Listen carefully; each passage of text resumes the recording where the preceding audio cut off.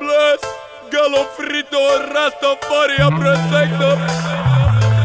Joel é o pé de maconha.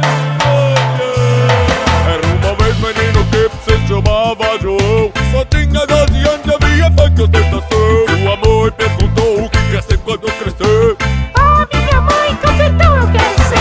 O sonho colatrou, resolveu incentivar. Pois dinheiro pra heroína aquilo iria dar. Tinha uma vaca em casa, sua irmã uma vadia. Resolveram vender ela já que se prostituía. Rumou da cidade grande pra vender a vaca. Para pro mendigo. Que gostosa, cara.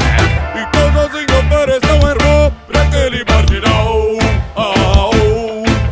É 100 conto o pacote completo, só não inclui anal. Não.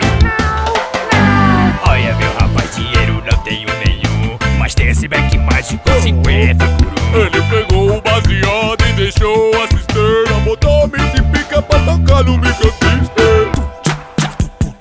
Yeah, man. Acendeu o Mac, sua mãe entrou no quarto e deu-lhe um tapaço. Não vai dividir o barato? A filha não bateu, foi enganado com aquilo. Jogou pela janela, verdinha de grilo. Uma cunha gigante no seu jardim cresceu. E quando ele chegou no alto, o gigante adormeceu. Bateu a larica, mesmo sem fumar nada. Olhou pra dois ovinhos. Essa porra é dourada. Quando pegou nas ovas, já saíam da lugar. Ele deu uma puxada. Porra, se me paga a jantar. O berro do traveco, o gigante acordou. O povo foi pra rua, mas logo sossegou. Assustado com aquilo, João se jogou de lá. Ele caiu no chão e fez a pira passar. Nada disso aconteceu, ele só tava doidão. O mendigo que vendeu maconha quando ele entrou João. Nada disso aconteceu, ele só tava doidão.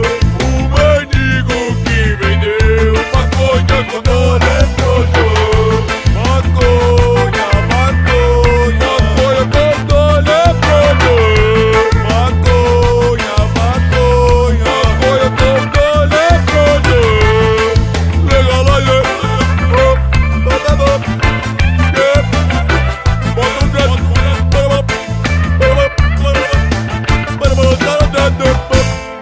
Crianças, não usem drogas.